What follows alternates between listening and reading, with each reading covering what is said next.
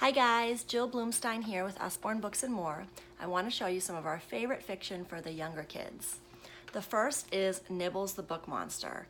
This book is absolutely one of our favorites. It's one I recommend to everyone, especially Usborne newbies that have never experienced their books before. Nibbles is a little book monster. There's even a little Nibbles blush.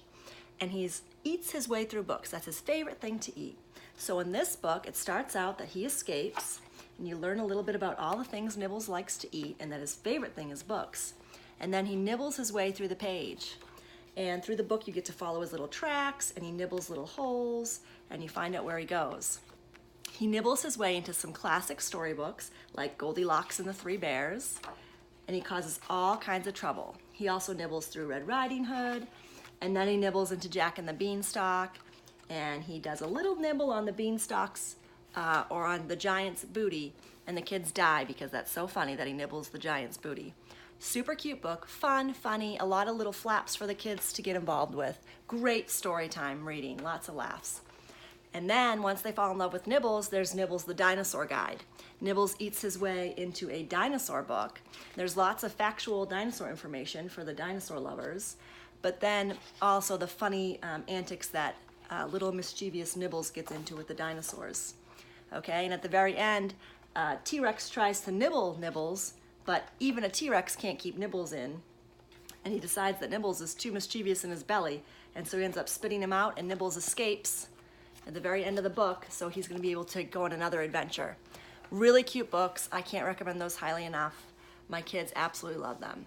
Another really special book we have is Jonathan James and the What If Monster.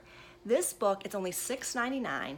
It's a great book. It helps kids talk about anxiety or things that they're worried about. It starts out with this little boy, and he's got those bad what ifs stuck in his head. What if you tumble? What if there's wind? What if you slip and your knee gets all skinned? So these are the things he's worried about when he's climbing a tree. And then he wants to jump off the diving board.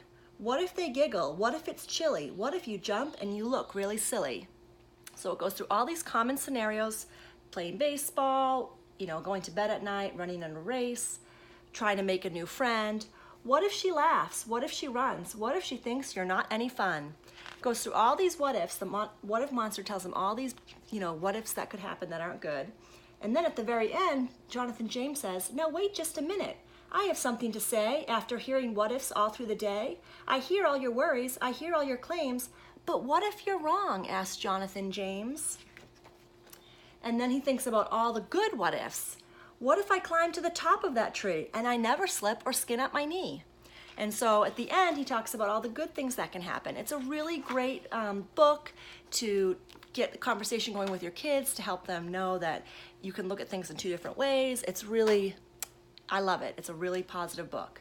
And of course, there's a plush for that one too. A couple other ones I love are Can I Join Your Club? This is a really cute book about a duck who wants to join a club and make some new friends, have some fun things to do. But the first few clubs he tries to join, like Lion Club and Snake Club and Elephant Club, they only are letting in members exactly like them. You have to be able to roar to get in Lion Club. You have to be able to hiss to get in Snake Club. Lots of funny sound effects in this one. And so then, after getting rejected, he decides he wants to have his own club. So he starts a club and he approves everyone. It's called Our Club. And of course, because he lets everyone in and he's so friendly, his club is the most fun. And there's lots of funny pictures of the animals partying. And at the end, the story is just about inclusion. And it's a really subtle way to, not really that subtle, but a great way to teach kids about inclusion. And of course, you can talk about the playground and their other friends and how other friends can join their games. It's a great book. A Tale of Two Beasts. This is my mom's absolute favorite book to read to my kids. It's about this little girl who finds this little beast in the woods, okay? And the first half of the book is her perspective. She considers the little animal the beast. So she says, "I was walking home from Grandma's house through the deep dark woods when I spied a strange little beast. He was stuck up in a tree and whining sadly." And so she takes the beast, wraps him up in her scarf, brings him home, gives him a bath, feeds him, builds him a little house in cardboard, takes him for walks. She thinks she's being really nice. And then the beast escapes out the window. She wonders why. She doesn't know why. And then The second half of the book is the beast perspective. He views the girl as the beast. So this book is all about different perspectives of the exact same scenario. It's a great book for siblings. So he says, I was hanging from my favorite tree, singing happily to the birds when I was ambushed by a terrible beast. She growled at me and tied me up and carried me off to her secret lair. And he goes on to all this, the torture. She washes him and makes him go on walks and shows him to even more terrible beasts. And he escapes once he can, but then once he's back out in the woods, he thinks about what he did like about her, and what he liked was the little tiny hat that she knitted for him because it would keep him warm. So they end up, in the end, making friends, finding some common ground. Really cute story. Okay, one more I want to show you real quick is The Human Body Shine a Light.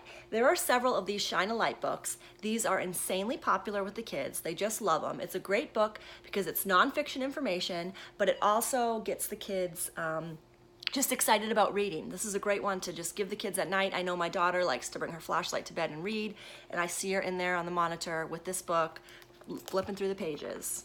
So on the Shine a Light books, it's going to be, like I said, nonfiction information, and it will say something that asks a question. Like this one says, a new person is waiting to be born. Can you see her? So you're going to take your flashlight and you shine it through the page, and when you shine it through the page, you can see the little babies in there. It's just amazing. On the next one, we've got talking about the kids growing, and it asks what's underneath their skin, and you can see their bones. And then on the back, when you flip the page, it's going to tell you more about their bones. It's educational, it's fun, just totally different. There's so many different topics that we have these Shine a Light books on. We have one that's all about winter, one that's about the seashore. This one, the girl's blowing it out, is showing her lungs. There is one about the space station. There's a really great one about an apple tree. It shows the roots and all the different animals and the seasons. Lots of great ones. Oh, and there's a really fun one called Animal Camouflage. Okay, I hope you saw some books you like.